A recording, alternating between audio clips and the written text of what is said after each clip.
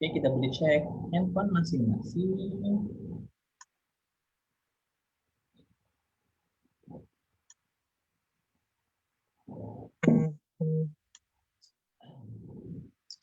Bismillahirrahmanirrahim. Assalamualaikum warahmatullahi wabarakatuh. Alhamdulillahirabbil alamin.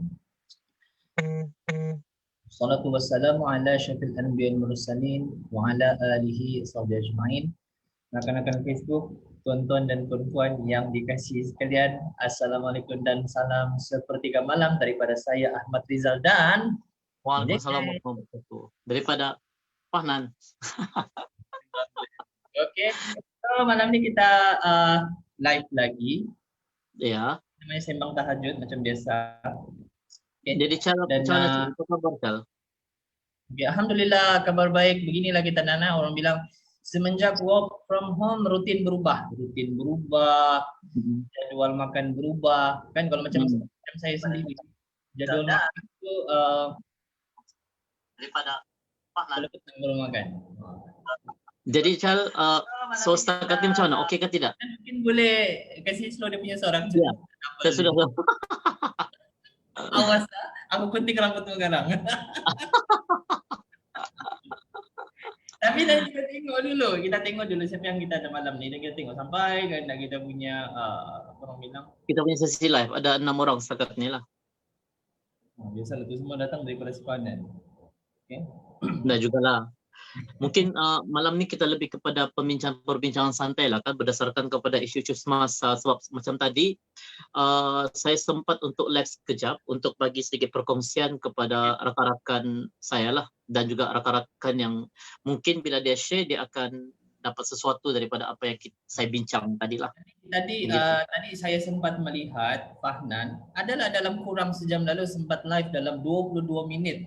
Saya begitu teliti tengok. Artinya Fahnan cuba, kita ada plan mau live lagi lah kan malam ni. Of course, sebab mata ni masih terang.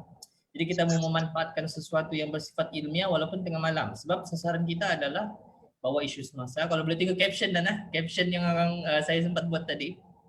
Kita mungkin bawa satu isu semasa dan juga kita boleh berborak dengan siapa-siapa pun yang live bersama kita pada malam ni. Tapi yang penting kita alu-alukan dulu Nan. Siapa yang ada tu Nan? Di sini saya tidak berapa nampak sudah, sebab kita guna laptop kan, saya guna laptop, jadi tidak nampak siapa yang berada di sini sebenarnya. Tapi kita boleh guna. Oh iya kan? Setelah sekarang ni untuk makluman semua, di samping tu malam ni juga kami cuba untuk apa ni orang kata, kita cuba menggunakan beberapa aplikasi online untuk kita test sama ada melalui telefon ataupun laptop. Semalam kita guna melalui laptop kan Cal? Okay, saya lah. So malam ni saya pula guna untuk guna handphone. So bagaimana keadaan handphone ni? Tapi bila kita tengok keadaan handphone ni dia macam kecil kan Cal? Dia macam kecil. Tapi dekat saya tengok sekarang kan dekat saya punya HP. Okey juga bang. Okey jugalah. So tidak masalah lah. Yang nonton ni happy belum tidur lagi, Tuan Rafiq Munir Rahmat. Itu silakan Dan kalau telefon tu boleh dipegang baru boleh nampak kan. Ya, kalau dipegang baru boleh nampak tu mungkin. Tetapi itulah, tapi tidak satu masalah. Sebab niat kita cuma untuk berkongsi sahaja apa yang sepatutnya kita kongsi pada malam ini lah kan. Betul.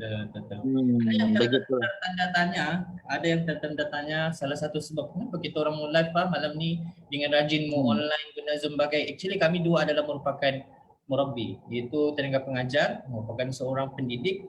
Jadi biasalah ni kan di samping mengajar anak didik sendiri, pelajar sendiri, kita juga willing kan Dan kalau boleh share satu benda kepada orang awam, rakan-rakan Facebook. Jadi adalah sedikit orang bilang perkongsian ilmiah di situ. Kan perkongsian ilmiah dan apa-apa yang kita mau bawakan. Tapi kan Dan kalau kita boleh buka kan kita punya bicara malam sepertiga malam hari ini ketika ini dengan 702 kes dilaporkan di negeri Sabah.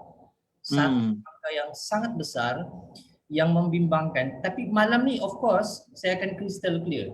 Fahnan kenal, saya jenis yang suka transparent, memang tidak lapis. Okey, tapi dalam saya mengkongsikan tadi apa kejadian yang berlaku apabila saya pergi ke kedai pada sebelah petang tadi. Rutin saya setiap hari selepas solat asar waktu Kota Kinabalu sekitar jam 3 3:30 begitu saya akan keluarlah jam 3:30, jam 4 petang, paling lambat 4:30 keluar untuk beli barang makanan. Okey. Lepas penat mengajar apa semua kan, beli barang makanan dan balik. Okey. So lalu di satu kawasan saya nampak ada orang sedang berekreasi, bersenam, okey. Dia adalah niat kita mau tangkap gambar tu kan, tapi sampai ada yang main bersikal, ada yang memancing. So orangnya angka kita tidak menggambarkan kepekaan tu. Kita tidak salahkan, tapi orang bilang benda ni dia lebih kepada macam mana Nan, kalau boleh ulas dulu benda ni sekejap. Macam apa yang saya pernah cakap semalam kan, Chal. Satu orang kata quotes lah yang mungkin saya kongsikan semalam. Ramai orang tahu tapi tidak sedar. Tapi tidak semestinya dia sedar. Ya, tapi orang sedar semestinya dia tahu. Sebenarnya apa yang berlaku ini adalah konsep kesedaran itu sendiri sebenarnya. Ya, maknanya pihak kerajaan dan juga beberapa pucuk pimpinan kita sudah cuba untuk kiranya memujuk seluruh rakyat Malaysia supaya kita ini mengamalkan konsep kita jaga kita. Tetapi bagaimanakah konsep itu diterjemahkan, ditarjemkan dalam bentuk tindakan as a human, as a person, as a people untuk kita mencegah wabak ini. Sebab bagi pandangan peribadi saya, kita kena bangkit dan bersatu padu dalam menyelesaikan masalah ini secara bersamalah.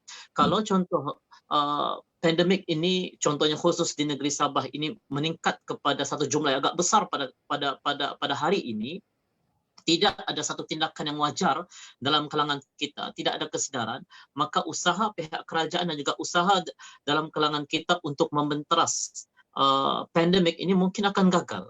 Jadi apa yang perlu kita lakukan di sini adalah kesedaran dalam kalangan kita itu. Kalau dia cakap stay at home, maknanya kita kena stay at home. Ya, keluar pada waktu yang diperlukan sahaja. Kalau kita mau cakap kita tidak boleh orang kata exercise di rumah. Actually kita ada option how we want to exercise. We can Google, we can see at YouTube how we want to exercise at home. Macam mana kita mau exercise di rumah.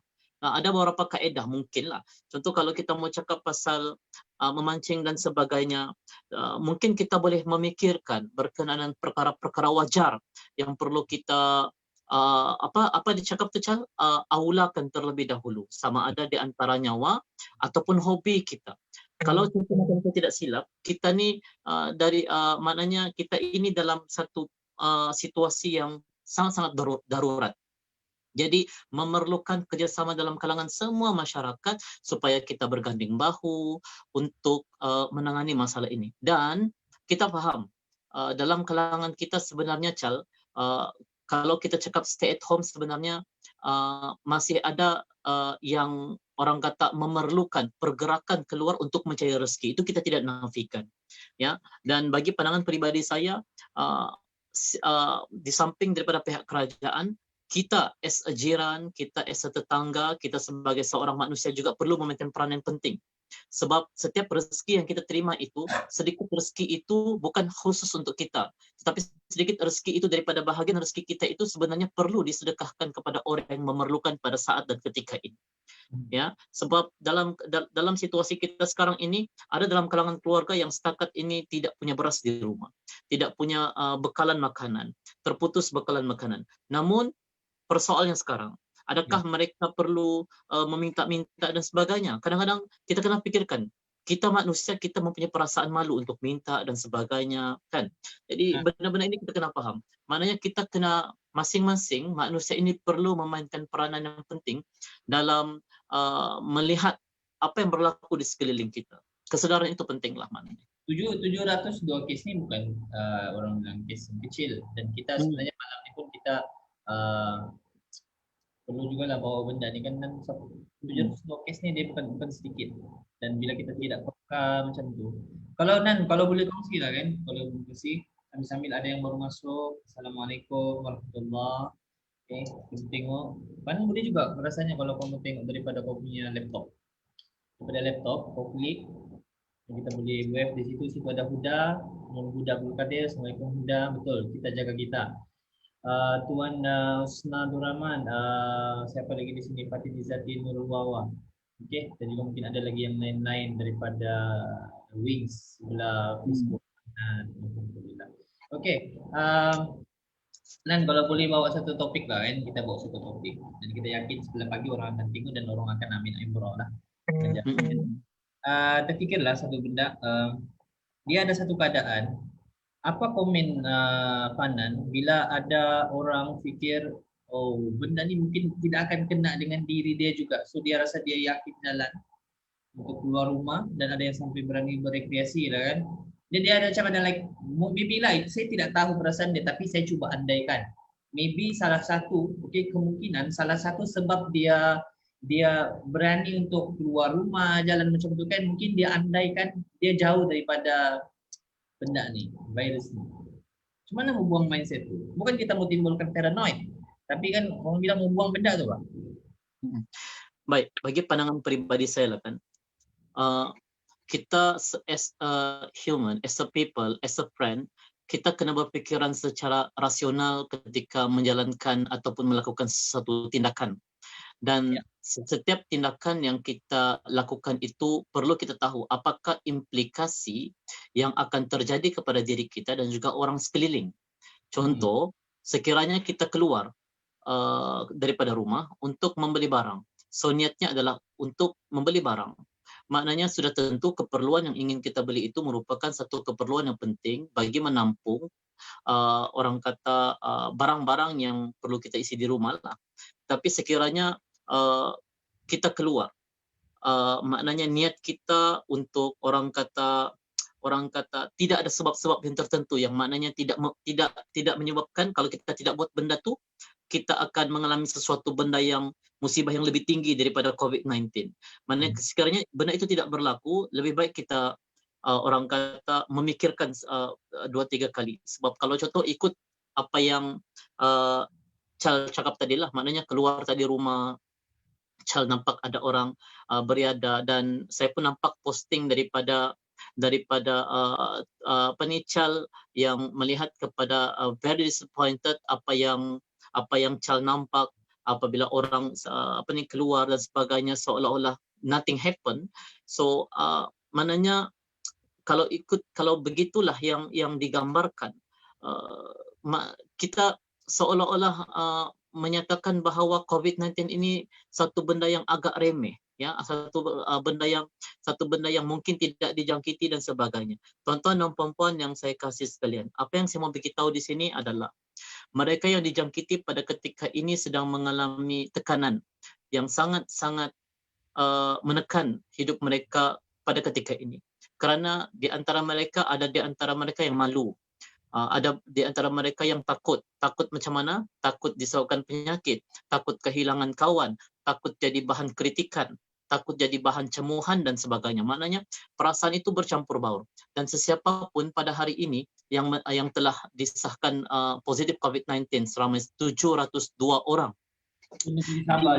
Ini khususnya saya secara pribadinya mengucapkan mengucapkan takziah dan semoga anda cepat sembuh dan jangan risau, masih ada orang yang sokong anda, support anda. Apa yang penting adalah mindset kena positif, emosi kena sentiasa positif dan yakin bahawa anda kena kuat sebab kekuatan anda punca kepada kekuatan orang yang anda sayang. Once anda down, maka orang yang anda sayang juga akan down. Jadi tolong kuat untuk hidup. Kerana anda merupakan puncak kebahagiaan kepada ahli orang-orang yang anda sayang, terutama keluarga anda lah. So tolong please be strong, tolong kuat, tolong bangkit. Elak untuk buang masa memikirkan benda-benda yang orang kata boleh menekan lagi emosi tersebut. So bagi mereka yang masih lagi beranggapan bahawa perkara ini remeh, terpulang kepada orang kata persepsi masing-masing, sebab kita sudah matang, kita sudah besar, kita boleh mampu memikirkan mana yang baik dan mana yang buruk. Tapi apa yang perlu kita lakukan, perlu saya cakap pada ketika ini adalah kita perlu memahami dan sedar tentang hashtag kita jaga kita. Maknanya jangan kerana kita yang mengambil sikap lewa dan sebagainya memberikan satu mudarat kepada orang yang berada di luar sana lah. Itu mungkin setakat pandangan pribadi saya lah, apa yang saya nampak di sini. Okey Nan, tiba-tiba terfikir satu soalan kan, kita terfikir satu soalan kan sebelum kita bawa pergi tajuk yang paling common ataupun paling paling poin malam ini. Malam ini kita mau cerita tentang satu topik anxiety, tapi kita ketepikan dahulu sebentar. Kita mengulas satu kan. Ini yang lebih dekat lah. Fanan sebagai seorang seorang guru sekolah di KPM. Rasanya kan kalaulah ada anak murid Fanan kan, sebab apa? Kenapa saya sebut benda ni? Tadi saya lalu di KAS, saya masih nampak juga ada juga budak-budak masih berjalan yang kita yakin mungkin itu adalah sebaya dengan anak didik kita. Budak-budak yang mungkin sekolah rendah.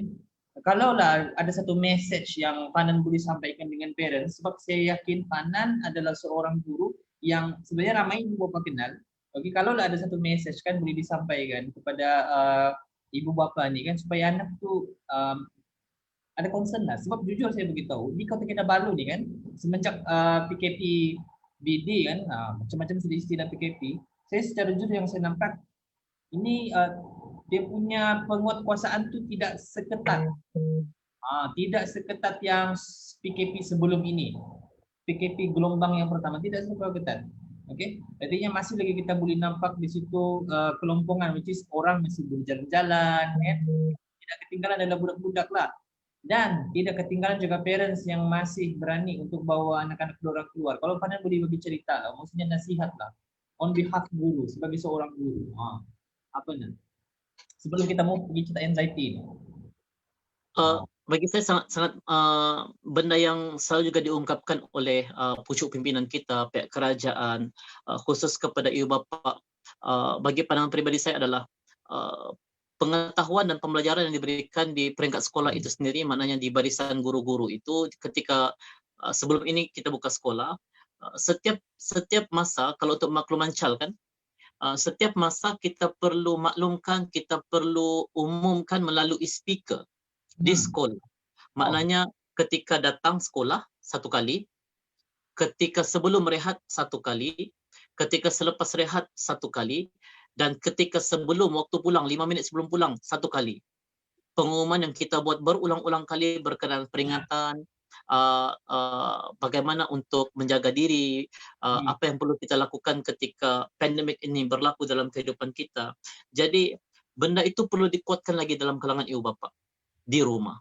Sebab bila kita lihat, ini saya baru tahu. Ini saya secara pribadi baru tahu. Fanan dah pernah cerita apa maksudnya, apakah kaedah pelaksanaan SOP oleh di peringkat guru-guru di sekolah. So rupanya ada pengumuman yang saya tahu kalau dekat sekolah ni, di sekolah, okey, sekolah rendah lah kita cerita, di sekolah rendah yang saya pernah nampak di TV juga adalah ada satu keadaan tu pelajar tidak perlu keluar, guru yang akan bawa makan ke dalam kelas. Itu betul lah kan?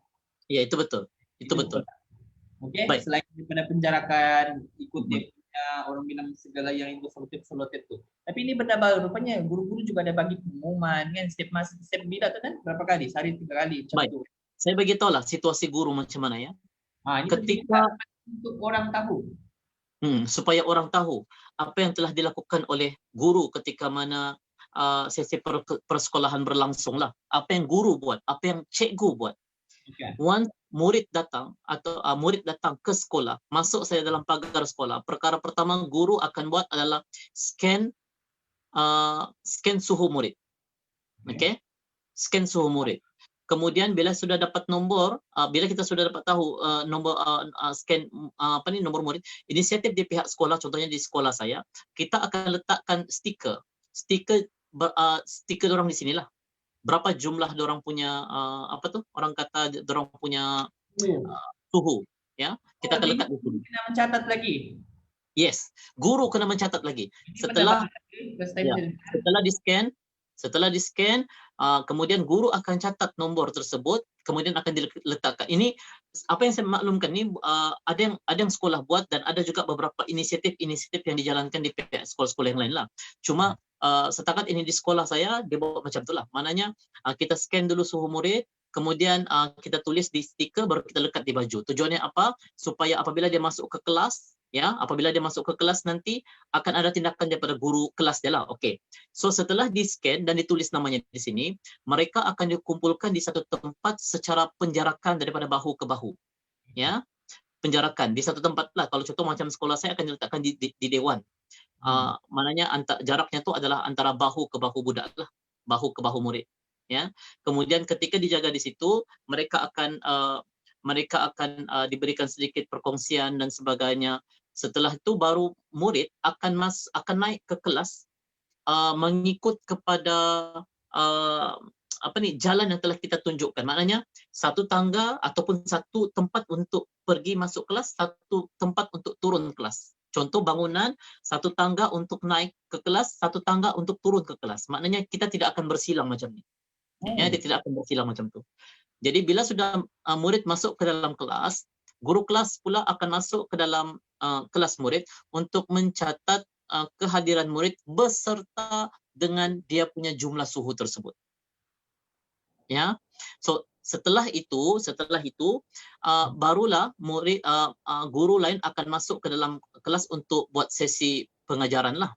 Disebabkan oleh sekarang kita mempunyai masa penjajaran masa, maknanya kita singkatkan sedikit masa pembelajaran tersebut. Jadi sebab kita tidak mahu bukan kita tidak mahu mengajar lama, tetapi kita cuba untuk mengelakkan masa terlampau lama berada di sekolah. Jadi saat itu ada penjajaran masa, ya. Kemudian sebelum rehat akan ada pengumuman. Ya, sebelum rehat akan ada pengumuman. So guru-guru akan berada di kantin untuk mengatur murid supaya murid yang mahu membeli, sebab dia tidak bawa bekal. Kadang-kadang ada murid yang dia tidak ada bekal. Jadi dia mau makan apa? Kesian kan? Jadi mau tidak mahu kita buka juga kantin, tetapi secara SOP lah yang dibenarkan. Tapi macam mana? Pelajar dibenarkan pergi ke kantin? Pelajar dibenarkan pergi kantin secara bergilir. Dan akan dikawal selia oleh guru-guru lah. Dan bagi murid yang dibawa makanannya ke kantin, itu adalah murid-murid yang layak RMT, rancangan makanan tambahan. Ya. Maknanya diorang tidak akan turun ke bawah, mereka akan stay dalam kelas dan pihak kantin akan bawa makanan tersebut ke kelas, setiap kelas dan guru akan memberikan kepada murid untuk makan lah. Begitu dalam kelas. So orang yang tidak bawa bekal, murid yang tidak bawa bekal, kita akan minta dorang untuk berbaris dan pergi ke kantin untuk membeli lah. Sebab kita pun tidak sampai hati juga kalau contoh macam mereka tidak membeli, betul atau tidak. Ya, so ada dalam kalangan mereka ini mungkin ada yang tidak bawa bekal dan sebagainya. Setelah itu pengumuman seterusnya pula akan dijalankan selepas sesi rehat itu berakhir. Kemudian sesi pengajaran berlangsung seperti biasa. Kemudian satu lagi pengumuman akan berlaku 5 minit sebelum murid akan keluar daripada kelas, sebelum pulanglah. Kemudian guru-guru akan mengawal di bahagian pintu pagar sekolah untuk mengawal penjarakan supaya murid keluar dalam keadaan yang terbaik, beratur dan sebagainya lah. Itu tugas guru. Maknanya apa yang saya boleh simpulkan sini bukan setakat mengajar, guru juga lebih banyak mengatur murid ketika berada di sekolah. So ilmu, pengetahuan, informasi yang mereka dapat di sekolah, dorang boleh apply di rumah dengan penekanan yang dibuat oleh ibu bapa itu sendiri.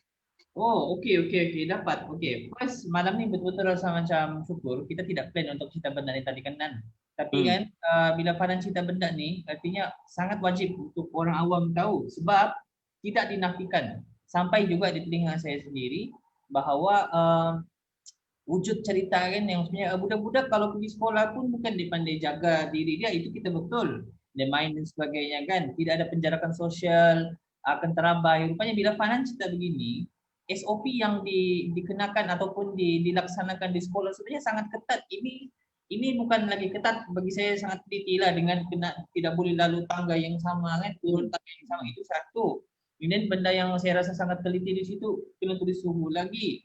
Okay. And then benda lain lagi adalah orang bilang dari segi kena hantar makanan bahu ke bahu. Sebenarnya macam-macam lagi. Intinya dan juga penjajaran masalah. Jadi poin di sini adalah saya yakin ini SOP ni saya rasa semua sekolah amalkan, semua sekolah laksanakan. Hasilnya adalah pada yang sebelum ini, sebelum numbers naik dekat Sabah ni, dia dah sangat kenan, dia dah sampai di telinga kita pun. Bukan sebulan lebih ni lah. yang sebelum-sebelum ini bila sekolah start dibuka beberapa bulan lalu.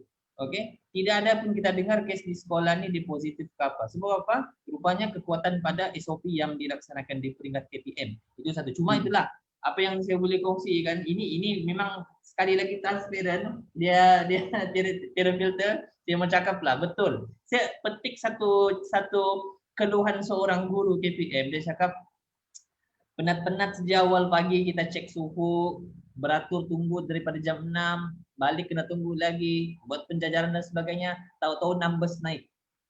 Dapatkan poin di situ. Saya rasa benda ni kita perlu ambil ialah orang bilang satu teladan dan juga kita sebenarnya patut amalkan. Kalaulah saya boleh bawa apa yang Fanan bawa ceritakan ni tadi, bawa kepada mereka yang bersenam-senam tadi tu kan. Kita tahu budak-budak di sekolah ni kalau kita rasa dorang tidak jaga SOP dan sebagainya, guru cukup sudah mengajar. Dan poin yang paling best adalah ini adalah jawapan yang paling bernas dan paling powerful saya dapat. Sebab tadi andaian saya ialah Fanan akan bagi like macam nasihat lah. Saya minta tadi adalah kalau boleh Fanan kongsikan nasihat kepada ibu bapa yang punya anak-anak sekolah, apa nasihat untuk kepada anak-anak tu jangan keluar rumah. Tapi Fanan bagi satu poin di situ ialah ilmu yang diajarkan di sekolah, SOP yang dilaksanakan oleh guru di sekolah, budak-budak ni dia sudah tahu dan dia sudah nampak macam mana dia perlu buat, dia perlu orang bilang kawal pergerakan dia apabila berada di luar sekolah. Tinggal parents orang bilang tekankan lagi benda tu, apa yang cikgu sudah ajar di sekolah dari segi jaga SOP, budak-budak tu kena buat juga di rumah lah. Sebenarnya kan Chal, apa yang berlaku adalah guru di sekolah setakat ini memang memberikan informasi sepenuhnya kepada murid, ya, sepenuhnya kepada murid. Kalau contoh macam ya kita mendengar beberapa rumors ataupun kritikan cemohan daripada pihak luar berkenaan dengan guru tidak menjaga sehingga keluar pagar sekolah, guru tidak meneliti mereka ketika berada di luar kawasan sekolah dan sebagainya. Bagi pandangan peribadi saya mewakili pihak guru mungkin boleh menyatakan bahawa kami minta maaf, mungkin kami tidak concern benda begitu. Tapi sebenarnya kami juga mengharapkan bukan setakat kerjasama daripada pihak guru, tapi kita juga memerlukan kerjasama daripada pihak masyarakat dalam membentuk budaya pengamalan SOP ini sebenarnya. Betul. Okay. Dan apa yang berlaku Charles sebenarnya, ini saya mau beritahu juga ya. Di sekolah juga, saya rasa semua sekolah sekarang ni ada buat beberapa kelas-kelas yang baru. Ya, sebab kita sudah meminimumkan jumlah pelajar yang berada dalam kelas. Ya, sebab mengikut kepada konsep daripada bahu ke bahu tu. Jadi kita mewujudkan kelas-kelas yang lain.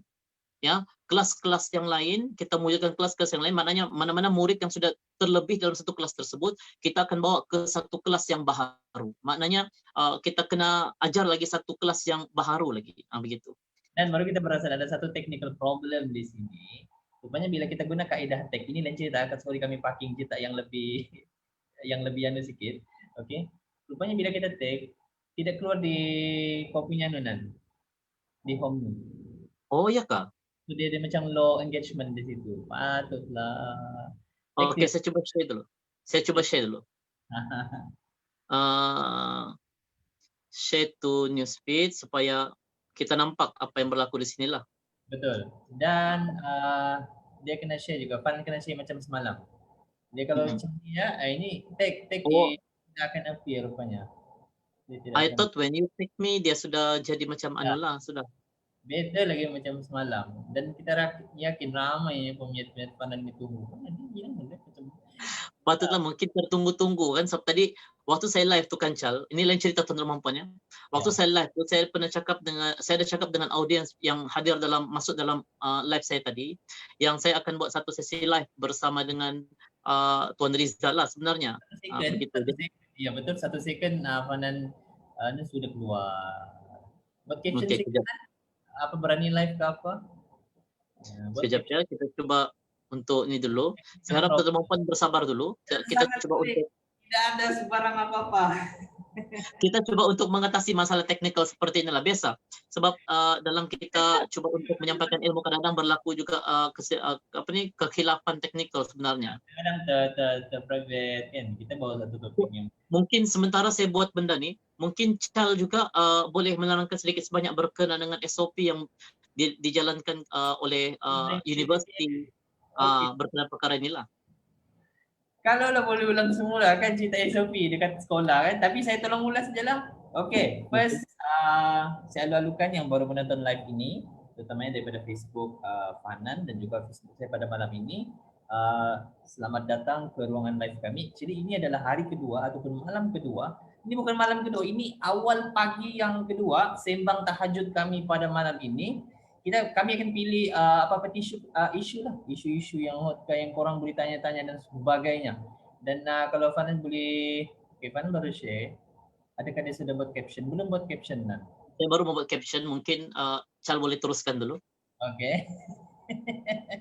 Okey lah. Tadi kan, tadi mungkin ada yang baru masuk dan juga ada ketinggalan. Pertama saya lalukan yang baru sampai ke ruangan kami malam ini. Thanks so much.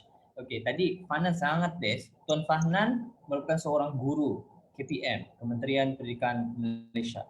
Merupakan seorang guru KPM yang menceritakan tentang bagaimana pelaksanaan SOP di sekolah. Okey, saya sangat terpakai dengan kenyataan yang dikeluarkan dan kenyataan yang dinyatakan oleh Tuan Fahnan tadi yang menyatakan bahawa pengamalan ataupun pelaksanaan SOP di peringkat sekolah itu memang dia sangat ketat dan teliti. Bagi saya dia lebih kepada teliti barulah ketat. Sebab apa? Tadi Tuan Fahnan ada sebut pengamalan SOP di sekolah ni satu, pelajar apabila masuk guru akan ambil suhu dan juga akan ada seperti like stiker kan, stiker di situ. Okey, and then masuk kelas nanti guru kelas masuk, guru kelas akan ambil kehadiran dan tulis suhu pelajar sekali yang ada terletak pada stiker. And benda yang kedua yang baru saya dengar adalah dari segi jalan masuk tidak bertembung. Katalah sekolah tu ada 3 tingkat. Ini laluan sebelah sini untuk naik dan ini adalah laluan untuk turun. Betul kan, Nan? Betul. Okey, itu satu. And yang kedua adalah dari segi pelaksanaan waktu rehat di mana pelajar berada di kelas. Kalau ada kalau makan boleh makan dalam kelas. Okey, kalau ada yang apa kita panggil rancangan apa tu Nan yang makanan tu? RM apa? RMT. Rancangan makanan tambahan. Okey, RMT, rancangan makanan tambahan. Guru-guru yang akan bawa makanan tu di dalam kelas, betul kan? Guru-guru akan mengagihkan kepada pelajar, kepada murid. Di dalam kelas. Dalam kelas. Murid duduk sahaja. Jangan berdiri. Jangan berdiri. Bayangkan. Duduk saja. Sebab apa? Poin dia di sini adalah, tadi saya cuba tanya macam mana pelaksanaan SOP di sekolah. Itu satu. Tapi poin dia adalah tadi apakah nasihat Fahnan sebagai seorang guru KPM khasnya kepada ibu bapa yang punya anak di luar. Sekarang ni adalah tempoh PKP which is sekolah ditutup. Jadi macam mana pengawasan kanak-kanak ataupun pelajar sekolah yang berada di rumah ketika ini? Macam mana ibu bapa perlu menjaga? Rupanya tadi Fahnan baru sahaja beritahu bahawa pelajar-pelajar ataupun kanak-kanak ni pelajar sekolah rendah khasnya, diorang ni sudah diajar di sekolah, sudah diperlihatkan. Kalau diajar secara tidak langsung, diperlihatkan kaedah pengawalan pergerakan yang betul. Tidak boleh macam ni, tidak boleh macam ni. Tinggal parents perhatikan lagi anak-anak tu dan juga pesan kepada kanak-kanak tu, anak-anak diorang untuk kawal pergerakan walaupun berada di luar waktu sekolah. Itu benda yang sangat best. Kalau boleh kita jenguk-jenguk sekejap. Okay, kalau Fahnan dapat view dan tengok. Saya nampak sini ya beberapa orang yang komen lah. Tuan Faiz ya, Assalamualaikum. Waalaikumsalam Tuan Faiz. Terima kasih kerana konsisten dalam melihat kita punya live. Ustaz Nurul Huda. Ya betul, semua sekolah mengikuti SOP yang telah ditetapkan. Teacher Sheila, we are humans too, and we are not perfect lah. Yes, it's correct. Kemudian Cik Nurul Huda, ya betul Tuan Fahnan, guru sentiasa memberikan informasi kepada murid daripada semasa ke semasa sehingga sekolah ditutup, PKPDB. So sebenarnya itulah sebenarnya yang dilakukan oleh guru-guru di sekolah. Sebab kita cuba untuk mengurangkan orang luar untuk masuk ke dalam sekolah, sebab kita juga mahu menjaga keselamatan pelajar-pelajar ini sebenarnya. Di samping keselamatan ataupun isu-isu yang selain daripada pandemik ini juga kita cuba elakkan. Kita memfokuskan keselamatan dan sudut kesihatan itu sendiri. Kalau diikutkan memang bukan mudah untuk kita bila kita jaga murid ataupun pelajar ya, sekolah menengah ataupun sekolah rendah. bukan suatu tugas yang agak mudah, kerana bila kita sebut murid tahap 1 dan tahap 2, mereka terkenal dengan sifat budak-budak, berlari, main. Mungkin dalam kalangan mereka mungkin masih belum tahu, belum mampu untuk membezakan mana yang baik dan mana yang buruk dan sebagainya. Itu tugas sebagai seorang guru dalam kita memastikan pelajar kita, murid kita tahu bahawa setiap perkara yang salah adalah salah, setiap perkara yang betul adalah betul. Jadi sebab itu kalau contoh macam di sekolah memang kita akan menekankan soal SOP itu sendiri. Hatta pengumuman memang kita akan berikan setiap masa. Ketika masuk ke dalam sekolah, waktu itu juga sudah dicek suhu oleh guru. Waktu itu juga sudah dilekat stiker baju pelajar ataupun murid. Kemudian naik ke kelas mengikut tangga yang telah ditetapkan, turun daripada kelas mengikut tangga yang telah ditetapkan. Dalam kelas ada SOP lagi yang perlu diterangkan daripada guru dan sebagainya. Kemudian pengumuman secara umum juga perlu diberikan kepada pihak kepada murid-murid. Maknanya sewaktu datang, sebelum rehat, selepas rehat dan sebelum pulang. Pengumuman itu diulang untuk diberikan penekanan kepada murid dan supaya murid faham benda itulah. Ya, jadi sebab itu kita sebenarnya memikirkan berkenaan dengan keselamatan murid itu adalah sangat penting. Dan betul kata Teacher Sheila, kami juga seorang manusia dan kami juga sebenarnya tidak perfect dalam menjalankan SOP. Cuma ini merupakan di antara usaha-usaha pihak guru-guru dalam memastikan anak-anak tuan-tuan dan puan-puan selamat ketika berada di sekolah. Sebab kami juga tidak sampai hati untuk membiarkan anak-anak tuan-tuan dan puan-puan orang kata dijangkiti dan sebagainya, na'udzubillah kan. Jadi kita mahu juga anak-anak tuan-tuan dan puan-puan dalam keadaan yang selamat. Sebab itu di peringkat sekolah itu sendiri, ya selaku orang yang berada di lapangan, yang bertugas di lapangan dalam mengawal murid dan juga mengawal pelajar itu tahu berkenaan dengan situasi inilah sebenarnya. Betul. Di sini special malam ni saya share screen kan. Itu satu gambar lah kan, bergilir antara datang kelas dan belajar atas talian. Ini satu gambar lah, kaki tangan sekolah menampal tanda penjarakan di meja kantin mengikut SOP selepas kerajaan mengeluarkan garis panduan pergerakan pelajar di sekolah. Tambah sedikit, Chal, boleh Chal? Boleh. Di samping kita memberikan SOP dan sebagainya, guru juga sebelum, semasa dan juga selepas juga kena sanitize kelas. Oh. Yes. Tapi sanitize itu yang macam spray lah kan? Maknanya setakat yang kami mampulah untuk kami spray, kami maknanya di pihak guru-guru itu juga membersihkan kelas, meminta bantuan kepada murid-murid untuk membuang sampah ke dalam tong sampah dan sebagainya. So mengelakkan supaya murid itu dia tidak bergerak secara orang kata secara tidak terkawal dan sebagainya.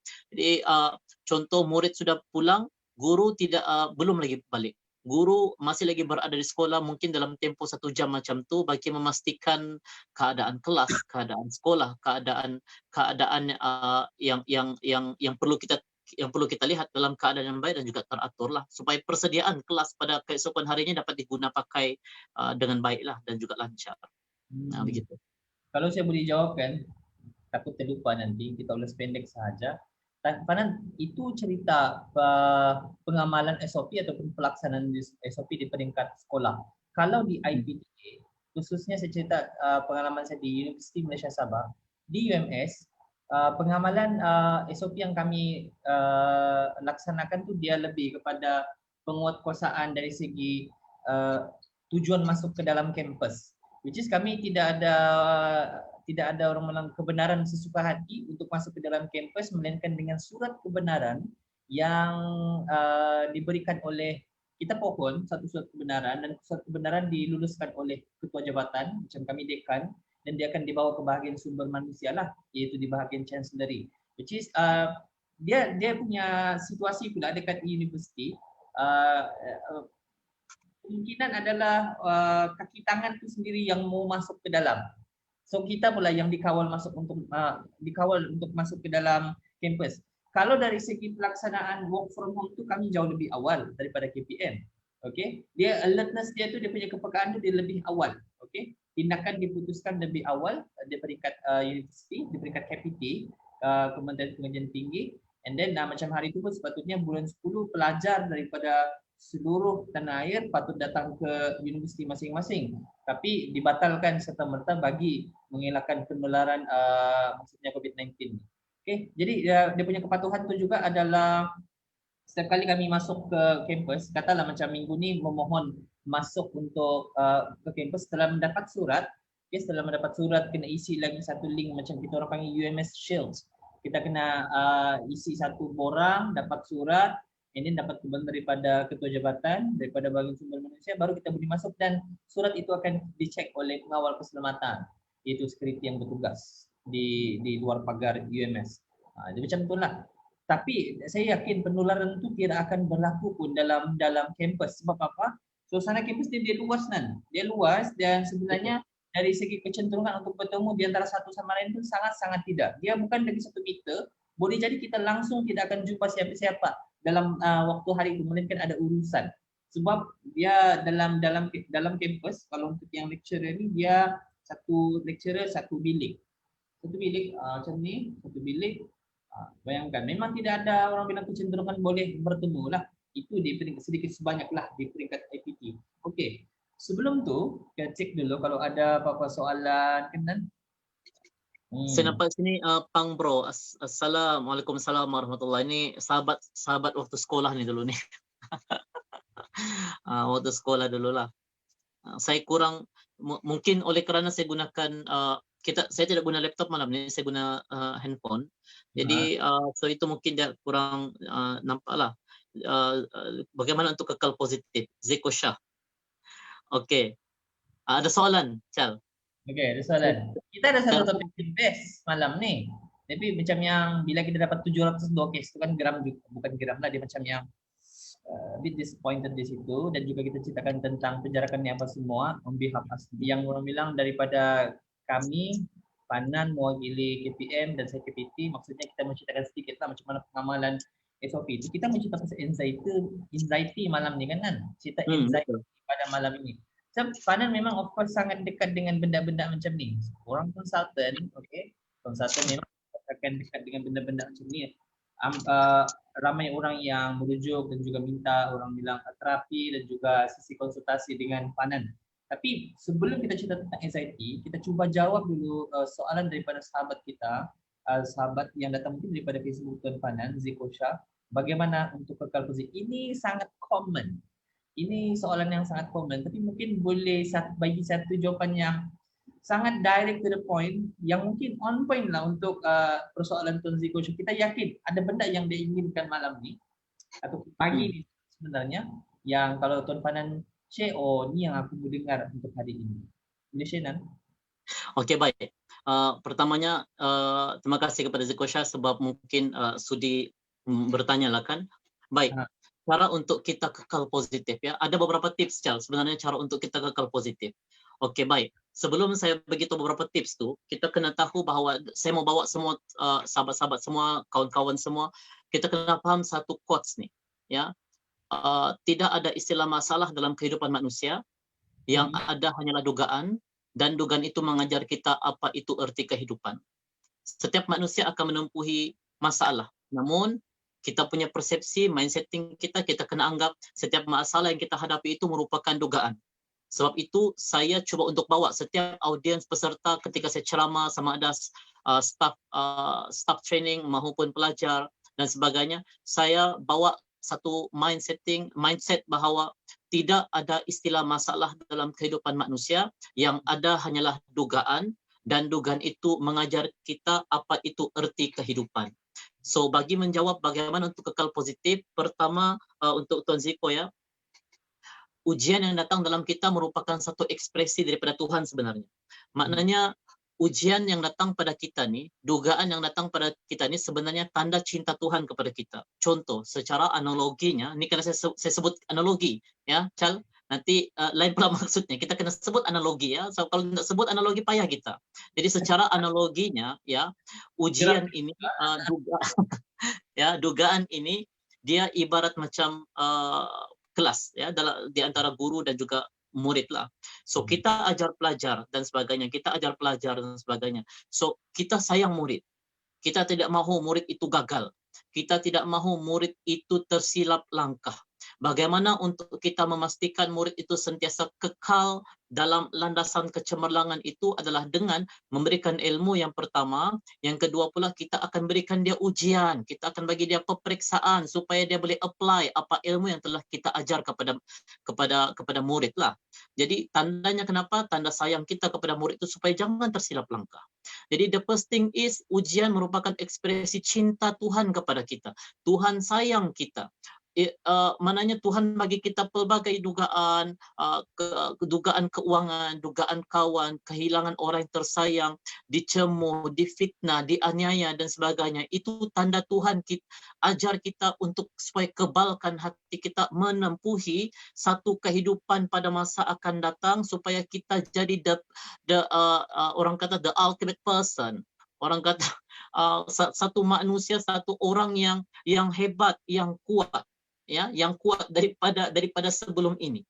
Ya, itu tips yang pertama. Maknanya kita anggap bahawa bagaimana untuk kita kekal positif. Yang pertama sekali adalah anggap ujian yang berlaku dalam kehidupan kita merupakan ekspresi cinta Tuhan kepada kita. Baik.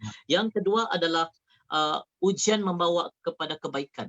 Setiap ujian yang datang kepada kita ni, dia pasti akan bawa satu kebaikan kepada kita selepas itu. Ya, maknanya contoh ya, secara analoginya lagi, saya ulang ya, secara analoginya lagi ya, kita jalan dalam satu perjalanan ya, dalam satu jalan tuh kita jalan, kemudian kita terjatuh di satu lubang jalan tersebut. Keesokan harinya kita jalan lagi di jalan yang sama. Persoalannya sekarang, adakah kita akan jatuh lagi di lubang yang sama?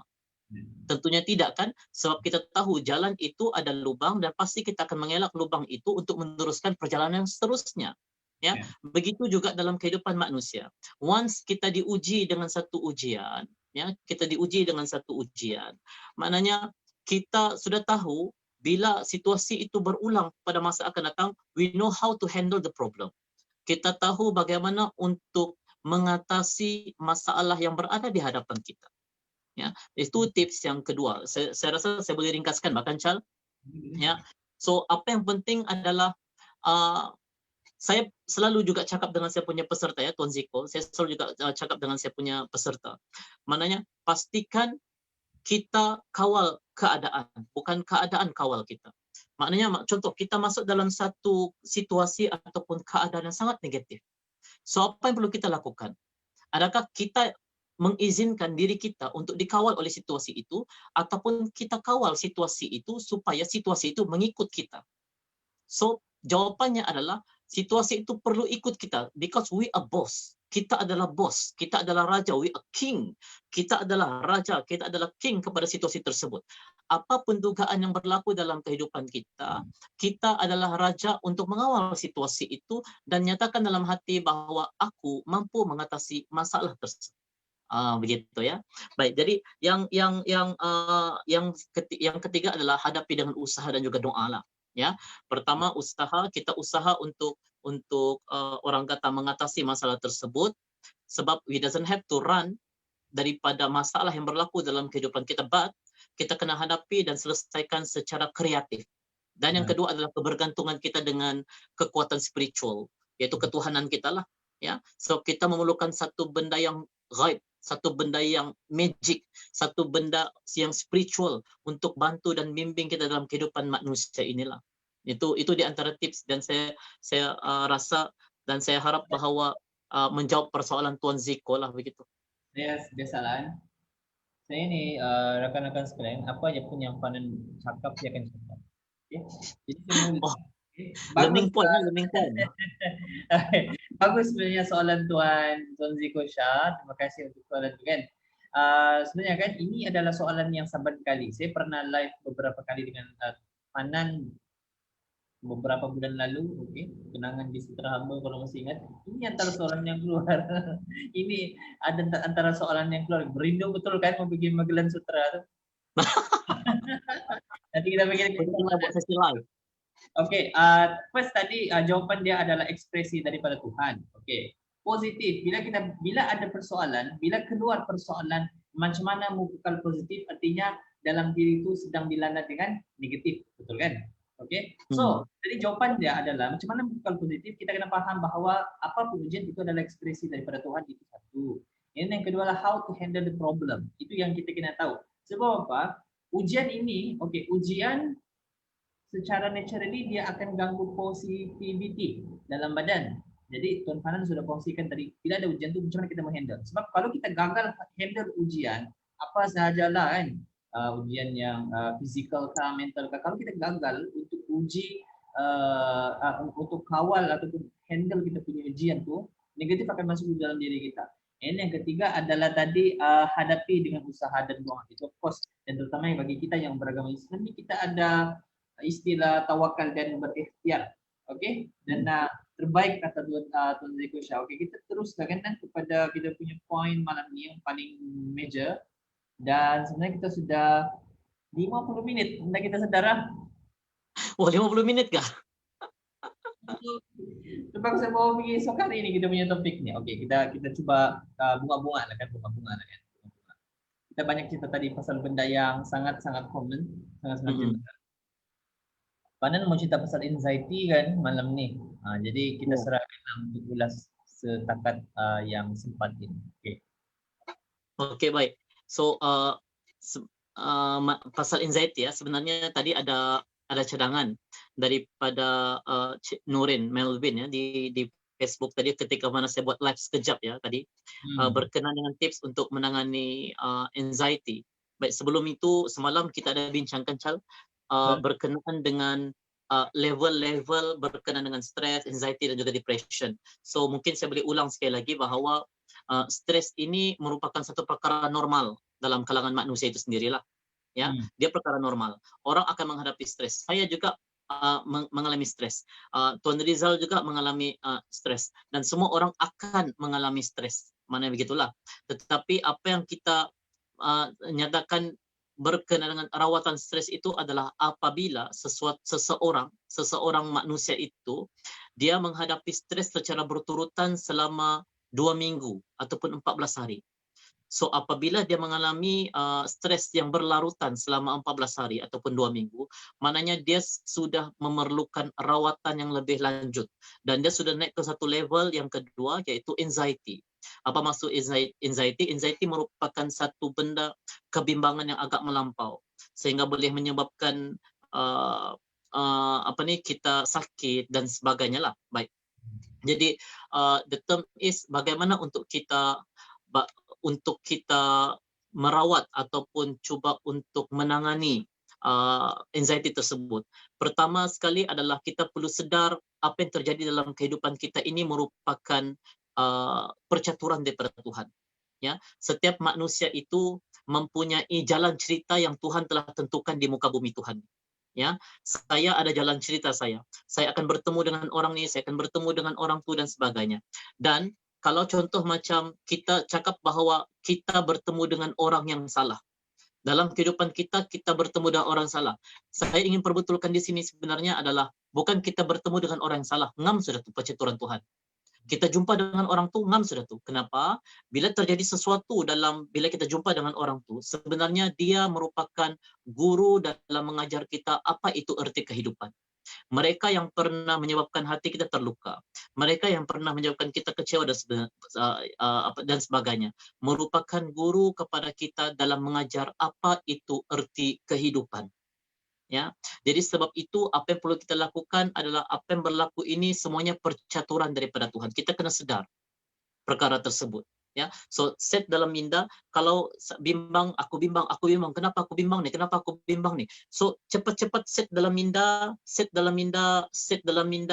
bahawa ini merupakan tentatif jalan cerita yang Tuhan telah tetapkan kepada aku, dan aku kena ikut jalan ni. Ya, aku kena hadapi jalan ni. Mesti ada sesuatu yang Tuhan mau bagi dengan aku. Contoh begitu. Sebab kita pernah dengar satu terms kan, yang mana selepas hujan Tuhan akan hadiahkan pelangi yang indah lah, gitu kan. Dia akan hadiahkan pelangi yang indah lebih kurang. So itulah ibaratnya. Selepas sesuatu musibah berlaku, Tuhan akan bagi kita satu hadiah kepada kita. Antaranya apa dia? Kekuatan sebenar dalam menghadapi kehidupan. Kebangkitan seorang manusia yang jatuh, dianiaya, dicaci, dihina, diumpat, difitnah dan sebagainya. Bangkit menjadi seorang insan yang memberi satu apa dia? Bangun Aha, pagi nanti ingat benda nih supaya kita tidur dalam keadaan kita positif kan. Ada yang yes. bangun nih, kadang-kadang kita sorry potong, sangat cantik ulasan Panan tadi kan. Sebenarnya kan ada daripada kalangan kita nih bangun awal pagi, sampai sekarang belum tidur lagi. Kami lain case lah. Kalau saya sendiri tidur pada tidur, tahu lagi tadi kan waktu mengajar ini tidak tentu. Kalau benar Betul. sekejap, so gangguan pada waktu tidur. Tapi ada daripada kalangan orang tidak dapat tidur sebab pikirkan masalah, pikirkan dia punya masalah, ancaman orang terhadap diri dia. Itu yang saya rasakan tadi kan. Siapa yang mendengar ni kalau rasa stuck benar dengan tuan-tuan dan puan-puan rekan-rekan Facebook, rasa macam yang macam matching je cerita orang ni dengan kita. And experience the best teacher in life gitu. Kata teacher Sheila nan. Experience the best teacher in life gitu. Betul teacher? Betul teacher. The doctor. Kata orang Arab the doctor. Sangat tepat. The doctor. Okay. So, siapa yang rasa macam matching kan? Kami betul-betul lah rasa macam yang syukur lah kan. Dan kalau kita dapat timbulkan satu benda yang sangat matching dengan apa orang dengar malam ni. Betul kan Nan? Kita rasa macam yang rasa betul. Alhamdulillah kan. Ini yang kita cuba usahakan setiap sepertiga malam. Walaupun kami rasa apa namanya ni? Kita cuba sebab selagi mana mata ni masih bangun, sebab kita punya waktu rehat kita ni kejap kita tertidur, kejap kita terbangun, okey. Ini kita manfaatkanlah daripada kita terus kepada buat kerja. Saya kan kita sudah spend waktu pagi adalah untuk buat kerja. Kalau boleh biarlah waktu malam macam ni adalah waktu untuk kita sharing awal pagi ni lah. Sharing kepada orang yang Nan, okey. Adakah tadi Panan mau tambah sedikit daripada apa yang saya potong tadi? Okey, baik. Apa yang saya mau bagi tahu tadi adalah berkenaan dengan supaya kita ni jadi seseorang insan yang orang kata bangkit daripada masalah yang kita hadapi, itulah dugaan yang kita hadapi itu. Once kita bangkit, kita bukan we not an ordinary person. Kita menjadi seorang yang kita bukan orang yang biasa-biasa. Tetapi kita menjadi seorang insan selepas melalui fasa-fasa kelas yang Tuhan bagi itu. Fasa pertama kelas begini, Tuhan suruh jumpa begini. Fasa kedua masalah seterusnya, masalah keuangan. Ini kelas masalah keuangan. Kemudian Tuhan bagi lagi kelas ketiga, masalah hubungan. Kemudian Tuhan bagi lagi kelas seterusnya, masalah begini dan sebagainya. Ini merupakan fasa-fasa pembelajaran, bab-bab di dalam pembelajaran hidup yang Tuhan bagi sama kita supaya in the end kita akan jadi seorang insan yang bangkit menjadi seorang cemerlang dari sudut sikapnya, mananya kuat dalam menangani masalah dan sebagainya lah, macam tu. So itu yang pertama untuk mereka yang mungkin menghadapi anxiety. Sebenarnya Kencal, mereka-mereka yang mengalami stres dan juga anxiety sebenarnya waktu malam-malam macam ni lah sebenarnya susah untuk tidur. Ada juga yang tidur Cal, tapi dorang terbangun. Jam 1 terbangun, jam 2 terbangun, tidur balik. Jam 3 terbangun, tidur balik. Kadang-kadang ada yang cek telefon apa semua, cek telefon, tidak ada berguna, tutup telefon. Ada juga yang sampai dah mau tengok Facebook langsung. Sebab bila dia tengah anxiety, dia tengah stress. Bila dia tengok Facebook, dia rasa macam, ya, apa kamu merepek ni? Dia rasa begitu. Ya, so ini yang berlaku dalam kehidupan mereka yang apabila ditekan macam itulah. Tidak ada orang yang mendengar pun orang punya masalah, tapi jangan risau, kami dua ada untuk mendengar. Kalau ada soalan boleh ajukan soalan. Betul kan Nan? Betul. Dan sebenarnya Cal, orang yang mengalami situasi ini sama ada stress, anxiety ataupun depression, tahukah apa kesimpulan di hujung yang sebenarnya dorang mau? Sebenarnya dorang cuma mahu seseorang, somebody untuk bercakap. Dorang cuma mau bercakap sebenarnya. Dorang mau bercakap, dorang mau meluah, tapi jangan salah orang lah. Contoh macam saya, ada beberapa orang klien saya yang secara online dia meluah dengan saya lah, mananya. Tetapi itu merupakan kita kena pegang integriti kerahasiaan. Apapun masalah yang berlaku, siapapun klien yang berada di hadapan kita, bagi pandangan pribadi saya terima. Kalau orang beranggapan you buruk, saya tidak beranggapan you buruk. Saya anggap bahwa Anda merupakan batu yang perlu saya kilaukan dan akan menjadi sebiji berlian pada masa akan datang. Ya, so kalau tidak ada orang yang support you, saya ada support kamu. Kami ada support kamu. Kalau orang tidak sayang kamu, kami ada untuk menyayangi kamu. Kalau tidak ada orang yang mempedulikan kamu, kami ada untuk mempedulikan Anda. Lebih kurang begitu. So jangan risau sebab kita hidup ini, manusia ini ramai. Kita kecewa dengan seorang manusia dibandingkan dengan berapa bilion, berapa triliun manusia yang berada di muka bumi Tuhan ini yang boleh memberikan kita benefit yang lebih baik sebenarnya. Ya, so jadi sebab itu maknanya kita kena berkongsi dengan orang lain. Sebenarnya Chal, saya mau kongsi sebenarnya. Orang yang tepat kan Nan? Yes, dengan orang yang tepat. Orang yang ada istilah your secret is my pride. Gitu kan? Nan? Yes, betul. Oke, baik. Jadi sebenarnya Chal, dia begini Chal. Kehidupan manusia ini ibarat kita sedang berada di hadapan satu skrin. Macam kita berdepan dengan TV lah. Baik. Bila kita depan TV, kita akan ada remote, ya. Kita ada remote, ya. So, kita tengok channel yang tidak bagus. Terpulang kepada kita. Sama ada kita mau stay pada channel yang tidak bagus itu ataupun kita tukar channel lain. Paham nggak tidak maksud saya? Channel Banabil. Oke, maksudnya depan kita ini sekarang ini ada satu screen, so kita melihat kepada satu screen, satu channel yang tidak bagus. So depends on kita untuk tukar kepada channel yang lain yang lebih baik. Kita cari channel yang lain, kita cari channel yang lain. Begitu juga dalam kehidupan manusia. Sebab itu peristiwa tambah dengan respon sama dengan hasil kehidupan. Peristiwa yang berlaku di hadapan kita tambah dengan respon yang negatif, hasil kehidupan akan jadi negatif. Kita akan murung, kita akan sedih, kita akan menangis, kita tidak mau bercakap, kita stres, anxiety, depression dan sebagainya. Tetapi sekiranya peristiwa tambah dengan respon yang positif akan menghasilkan hasil kehidupan yang positif. So itu Chal, kehidupan kita nih mesti kehidupan kita daripada dalam keluar, bukan daripada luar ke dalam. Maksudnya di sini kita ada situasi A, kita ada situasi B. Situasi A, bila kita masuk ke dalam situasi A, kita jadi A. Situasi B, bila kita masuk dalam situasi B, kita terus jadi B. Itu maksudnya kehidupan luar ke dalam. Dia mempengaruhi kita. Kehidupan kita mestilah daripada dalam keluar. Apapun peristiwa yang berlaku di hadapan kita, bila berdepan dengan kita dan masuk ke dalam kita, dia akan bertukar menjadi seperti mana yang kita mahu dan kita kawal. Jadi kita tidak terkesan. Macam frasa yang saya bawa tadi.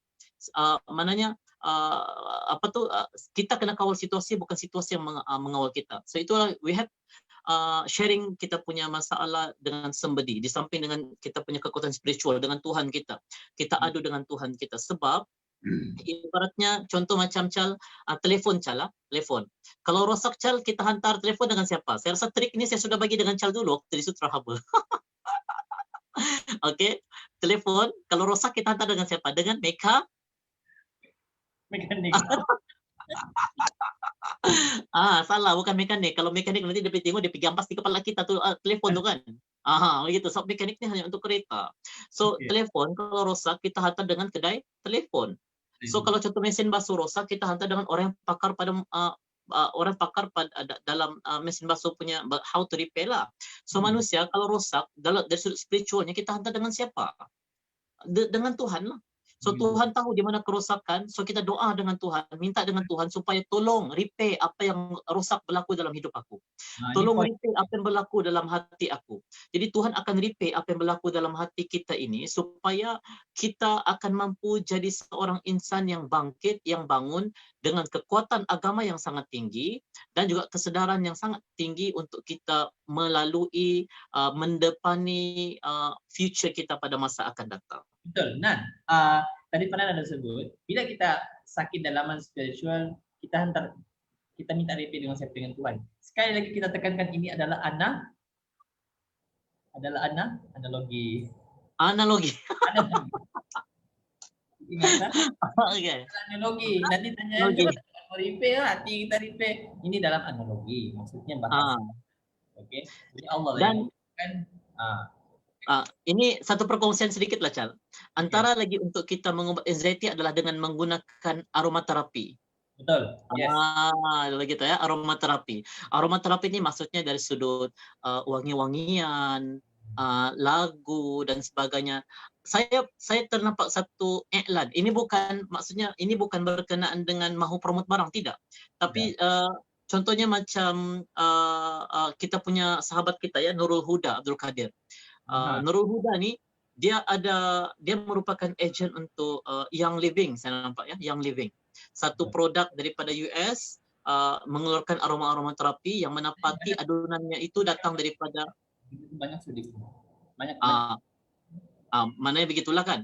Jadi itu di antara yang boleh membantu kita dalam menghilangkan stres kita dan sebagainya lah, sebab antara benda yang boleh kita mengobati anxiety disorder yang berlaku yang ada orang. Kalau saya boleh kongsikan, tapi ini yang low class punya lah, low class punya. Ini pun kira terapi. Benda ni saya beli, it's a white room dekat Park Seni Mango. Dan RM51. Tapi itulah dia tidak kuat. Bila stick ni, bawaan ni dia akan lalu pergi stick ni. Bila stick ni terkena habuk, dia ada habuk ni sebenarnya, bau tu akan jadi kurang.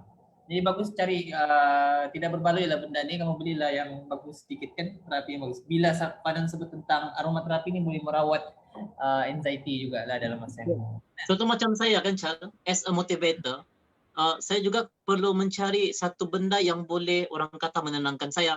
Antaranya adalah yang macam ni lah. Ini yang saya guna sebagai satu usaha lah.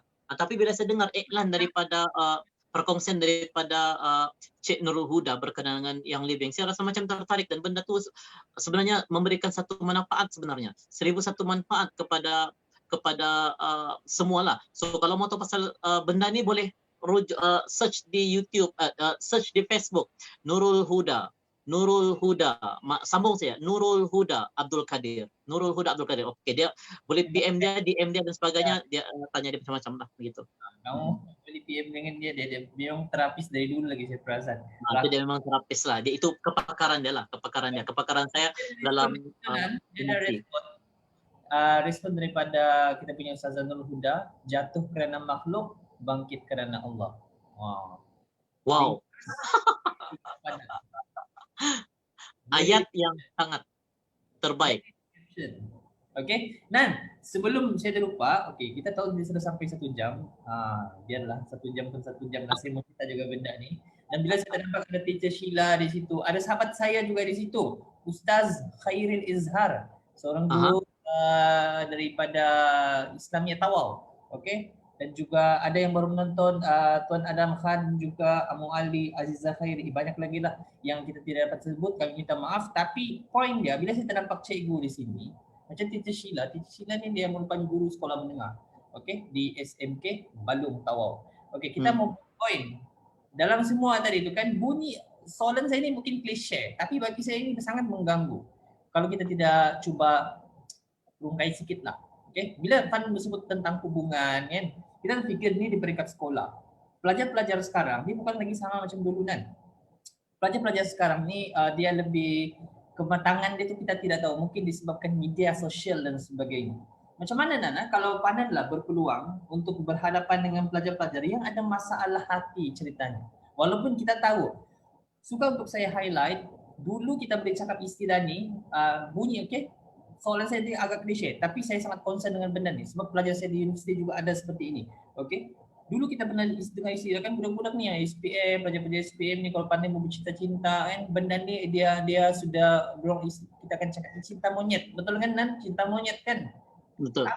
Tapi benda ni dia sangat kritikal lah sekarang. Tengok apa yang terjadi, umur even 16, 15 tahun kita tengok ada yang sampai mengandung. Datang daripada benda. Kalaulah Fanan kan, kalaulah ada sekumpulan pelajar yang ada di hadapan Fanan sekarang, apa yang Fanan boleh advice ataupun Fanan akan go dahulu kepada guru kaunseling ataupun kepada parents pelajar. Benda ni sangat penting dan sangat-sangat yang rasanya kita perlu concern, walaupun sometimes dia klise, tapi benda ni akan jadi seberat-berat masalah di peringkat sekolah. So kita cerita tentang sekolah, kita warga sekolah, schooltizen, Fanan boleh cerita. Okey, baik. Sebenarnya kan Chal, dalam mengatasi masalah keberobokan gejala sosial yang berlaku dalam kalangan remaja pada masa kini, kita gunakan perkataan keberobokan ya. Maksudnya adalah keruntuhan akhlak dan juga sahsia attitude anak-anak pada masa kini yang semakin membimbangkan sebenarnya. di peringkat guru itu sendiri, di peringkat sekolah itu sendiri, dia ada beberapa inisiatif dan juga usaha-usaha di unit bimbingan dan counseling dalam mengatur urus pelajar-pelajar yang menghadapi masalah-masalah seperti ini sebenarnya lah. Namun macam saya sendiri, saya lebih kepada kerja yang di luar. Maksudnya dalam sekolah juga kita membantu, di luar sekolah kita lebih membantu maknanya ramai murid ataupun pelajar yang mengalami masalah-masalah seperti ini dengan menjalankan ceramah, terapi dan sebagainya lah. So kepada mak bapak, mungkin ada yang menonton ini, ada ibu bapa, penjaga dan sebagainya, mengenal pasti anak mereka di bawah jagaan mereka mengalami masalah-masalah emosi dan sebagainya. Mungkin kita boleh buat satu slot kepada mereka supaya mereka ini mampu untuk mengatur urus emosi dan juga keputusan yang mereka buat, ya. Sebab apa yang berlaku adalah emosi yang negatif, Chal, akan menghasilkan minda yang negatif. Minda yang negatif akan menghasilkan tindakan yang negatif. Tindakan yang negatif akan menghasilkan surrounding yang negatif. Ya. Tetapi bila emosi kita positif, minda kita akan positif. Bila minda positif akan menghasilkan tindak balas, respon daripada tubuh, badan kita, mulut kita, mata kita ini yang positif. Dan hasil kehidupannya adalah kita akan menghasilkan suasana yang positif. So, kalau contoh macam pelajar ini, mereka ni, Chal, mereka ini baru grow. Mereka ini baru dalam satu fasa peralihan daripada zaman kanak-kanak ke alam dewasa. So itu yang dinamakan sebagai remaja. So bila dalam remaja ini semuanya bercampur baur, perasaan cinta, perasaan ingin diberi perhatian, perasaan kasih dan sayang, perasaan ingin dicintai, disayangi. Kan berontak-berontak. So benar-benar seperti ini mereka akan cepat memberontak. Hatta ada beberapa kes yang pernah saya jumpa, pelajar seawal umur 15 tahun sudah mencederakan diri kerana kecewa dalam percintaan. Benda ini mungkin dalam kalangan orang luar beranggapan bahawa perkara ini suatu benda yang sangat lawak sebenarnya. Tetapi benda ini sangat serius kerana ianya melibatkan kepada nyawa itu sendiri, nyawa anak-anak perempuan dan perempuan. Jadi sebab itu macam di peringkat saya selaku founder Ultra Emotions, saya juga sebenarnya ingin saya sebenarnya membimbing anak-anak yang berada dalam kelompok-kelompok seperti ini supaya mereka mampu membuat satu keputusan yang betul dalam kehidupan mereka. Siapa lagi yang ingin bimbing mereka? Karena kadang-kadang ibu dan ayah mungkin kekurangan ilmu ataupun memerlukan bantuan, sokongan, dorongan, nasihat daripada pihak yang ketiga. So pihak ketiga itu siapa? Pihak sekolah, penceramah, program motivasi dan sebagainya. Sebab itu maknanya kita menyediakan benda-benda seperti ini kepada para pelajar supaya pelajar mampu untuk membuat keputusan yang betul, memikirkan benda yang baik dan mana yang buruk dan dapat diasingkan, hasil kehidupannya akan lebih positif sebenarnya. Sekiranya pelajar sekiranya pelajar-pelajar bermasalah ini ada di hadapan saya, kita akan buat beberapa slot motivasi, Chal. Kita akan buat beberapa aktiviti bertulis dan sebagainya. Kalau contoh macam saya cakap di hadapan sini, Chal, enggak cukup, Chal. Ya, betul. Betul. Mungkin satu kaidah yang sebenarnya dia intensif, maksudnya lebih betul terawat lah kan. Dia benda ini secara pribadi dan saya yakin Fanan memang buat benda ni, dia perlu kesinambungan kan, dia tidak boleh one off punya terapi. Dan kalau boleh reply juga kepada respon Teacher Sheila, sedih betul soalan ni dia cakap, tapi betul macam-macam background dan cerita pelajar yang kita tidak tahu yang sebenarnya menyumbang, contribute ke macam-macam masalah. Betul kan? Betul. Okey, ini saya mau kongsi lah kan. Saya mau kongsi satu muridnya bukan pelajar. Murid ni lebih kepada sekolah rendah. Pelajar ini lebih kepada sekolah menengah lah. So, seorang murid ini di satu tempat lah kan. Saya pergi ceramah dan murid ini dikenal pasti sebagai murid yang sangat bermasalah. Ya, dia masih awal umur, mencuri, terlibat dengan pergaduhan, macam-macam lagi dan sebagainya. Masuk rumah orang mencuri dan sebagainya lah begitu. Dan apabila dikenal pasti adalah, ini saya minta maaf sebut ya, ini situasi yang berlaku. Saya minta maaf sebut, tidak ada relate dengan mana-mana pihak, sama ada yang hidup ataupun yang mati. Cuma sekadar perkongsian saya pada malam ini, rupa-rupanya murid ini dia punya background keluarga, mak bapak sudah separate, ya, mak bapak sudah separate. Di rumah dia mengurus diri sendiri, tidak ada orang atur dia, makan minum pun dia atur sendiri, seolah-olah macam dia ni tidak dipedulikan dan sebagainya. Dan perasaan anak seperti ini membesar dalam keadaan seperti ini sebenarnya memberikan satu kesan yang sangat sangat negatif dan sangat mendalam dalam hati murid ini. Persoalannya sekarang, sekiranya perkara ini berterusan 10 tahun akan datang, 5 tahun akan datang, murid ini akan jadi apa? Sedangkan dia merupakan satu aset kepada negara sebenarnya, ya. So itu mereka-mereka yang sebenarnya terlibat untuk pelajar, ya, khususnya ini sekarang saya cerita pasal pelajar.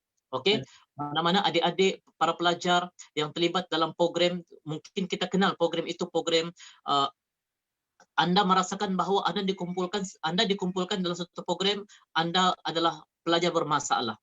Sebenarnya adik-adik sekalian, Anda dikumpulkan kerana guru-guru sayang Anda dan guru-guru mahu Anda berubah ke arah yang lebih baik.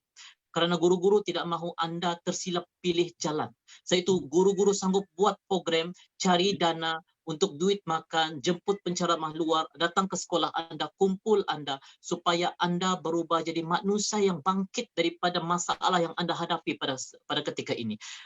Tuan-tuan dan puan-puan, untuk pengetahuan Chal juga, budak, pelajar, murid, mereka ini confused, keliru dan tidak tahu, kurang ilmu bagaimana untuk mengatur kehidupan bila berhadapan dengan masalah-masalah seperti ini. Kalau contoh macam kita sudah melalui beberapa fasa kehidupan sebelum ini, kita ada ilmu dan sebagainya.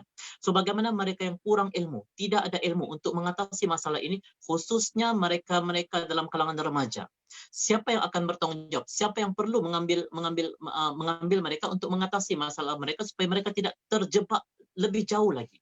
Kita, peranan kita semua. So itu dalam program saya kita akan cakap dengan adik-adik semua, Anda ditempatkan di sini, Anda perlu bersyukur kerana semua orang sayang Anda. Adik-adik semua kena faham, Anda bukan pelajar bermasalah. Cuma Anda merupakan kelompok pelajar yang disayangi dan kami mahu Anda berubah ke arah yang lebih baik. So itu Anda dikumpulkan dengan kawan-kawan yang lain supaya kita sama-sama berubah jadi orang yang lebih baik daripada sebelum ini. Itu saya punya pandangan lah. Okey. Sangat-sangat orang bilang sangat tuntas dan everything lah. Sebenarnya kan saya sangat concern. Okey. Kadang-kadang terfikir kan, okey. Hebat mana ataupun ringkas mana pun silibus yang diajarkan di sekolah, okey. Dengan kaedah pelbagai kaedah kalau di sekolah dengan PK pentaksiran bilik darjah sebagainya, istilah baru yang saya first time dengar bila berkawan dengan Fanan, istilah baru kan, pelaksanaan pendidikan.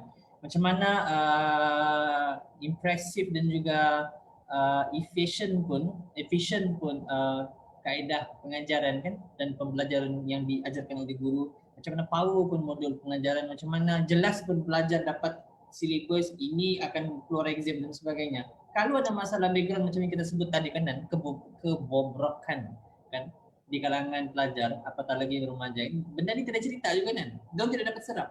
Macam mana kalau diorang ada masalah, diorang serap benda-benda memang mustahil lah. Dia tidak akan dapat satu sen pun melainkan dengan izin Allah Taala. Tapi logically dan relevannya kita fikir, macam mana seseorang itu boleh belajar dengan baik dalam keadaan background dia macam itu. Maksudnya kita tidak tahu, bukan juga kita cakap kecihiran, ini soal lain lagi kan. Artinya kalaulah ada satu, ini cerita pasal masa akan datang lah mungkin kan. Satu kaedah di peringkat sekolah, bila kita sedar bahawa orang yang kita ajar ni, pelajar-pelajar ni, dia akan ada satu keadaan mereka ni diuji dengan macam yang Fanan sebut tadi kan, mungkin ada satu pendekatan di sekolah bukan sekadar di pihak guru counseling sahajalah. Maksudnya guru secara keseluruhannya masing-masing ada satu metod yang diajarkan dalam satu modul. Okey, yang mana guru-guru semua ada modul tu yang boleh apply. Macam saya sendiri kan, Dan, kalau saya boleh petik dan ulaskan apa yang Fanan jawab tadi daripada cerita pasal pelajar yang ada masalah tu. Macam saya sendiri pun, saya memang sentiasa akan percaya pelajar ni satu masa dia akan pandai. Macam saya ajar bahasa Arab, satu masa dia akan pandai benda tu kan. Dia belajar macam mana pun dia akan pandai. Walaupun benda tu dia baru tahu hari ini, walaupun dia first time dengan benda tu dia akan pandai. Tetapi halangan yang benda ataupun benda yang saya risau adalah akhlak yang dia akan dapat daripada pembelajaran itu. Adakah dia akan menjadi lebih maksudnya konsep yang sepatutnya adalah ilmu itu dia boleh memanusiakan pelajar itu sendiri. Kalau ilmu itu tidak boleh memanusiakan pemikiran diri pelajar itu sendiri, ilmu itu langsung tidak ada manfaat bagi saya. Kalau sekadar dia guna benda itu untuk terus untuk lulus di dalam imtihan dalam exam, bagi saya tidak guna. Itu bagi diri saya lah kalau saya ulas benda ini. Kinan kalau mau tambah apa lagi? So itulah sebenarnya ini depends on pelajar itu sendiri dan keputusan yang dibuat oleh mama bapak itu sendirilah bagaimana dia mahu mengurus atur anaknya. Kadang-kadang Cal, bila kita buat program-program seperti ini dan kita invest sedikit uang untuk pelajar tersebut supaya dia berubah, mungkin kita beranggapan bahwa yuran yang dikenakan itu merupakan yuran mahal. Mungkinlah mana-mana program motivasi yang dijalankan mungkin kita beranggapan bahwa yuran itu mahal, tetapi coba kita pikirkan kesan daripada duit yang hanya mungkin 100-200 yang kita belanjakan untuk anak itu mengikuti program kesedaran itu memberi kesan sepanjang hayatnya untuk dia berubah ke arah yang lebih baik. Betul atau tidak?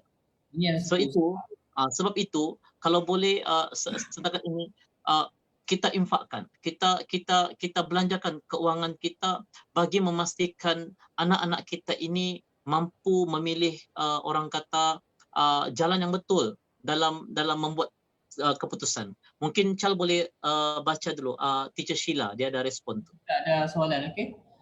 Boleh share pandangan how to handle pelajar yang tidak percaya dengan ahli keluarga sendiri, okey?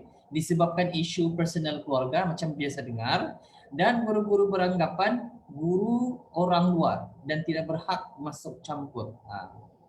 Okey, kemudian tapi hanya percaya pasangan BFGF yang menuju ke jalan yang salah. Begitu macam itulah. Okey, kalau kita boleh ulang lagi, kalau boleh share pandangan tentang pelajar yang tidak percaya dengan ahli keluarga sendiri, itu satu. Okey, disebabkan isu personal keluarga. Macam yang Fadlan sebut tadi lah. Personally, okey, saya ulas dulu supaya kita jelas dengan kita boleh rungkai sebab dia punya soalan dia boleh dirungkai dengan lebih besar. So kita pilih satu-satu. Satu poin dia di situ ialah pelajar yang tidak percaya dengan parents ni man, of course macam yang Fadlan sebut tadi kan bisa, of course diorang akan ada less kepercayaan di situ. Dan yang kedua adalah guru-guru beranggapan guru orang luar dan tidak berhak masuk campur tapi hanya percaya pasangan GF dan BF yang menuju ke jalan yang salah. Dan boleh kongsi, kita akan cuba. Sebenarnya untuk makluman Chal, untuk makluman Teacher Sheila, sebenarnya dalam modul saya bagi ceramah dia ada satu modul yang dinamakan sebagai modul trust lah sebenarnya kan. Dia kita panggil sebagai TRUST, trust, begitulah. Cumanya apa yang boleh saya bagi pandangan sini yang saya boleh sharing di sini adalah bagaimana kita mau handle pelajar yang mungkin dia tidak percaya kepada keluarga itu sendiri. Teacher, tuan-tuan dan puan-puan, kalau kita ataupun mana-mana guru, kalau kita berhadapan dengan pelajar seperti ini, lebihkan banyak persoalan. Ya, lebihkan banyak persoalan. Jumpa dengan pelajar tersebut, selama ini siapa yang melahirkan kamu? Ibu. Selama kamu hidup ini siapa yang menjaga kamu? Ibu dan ayah.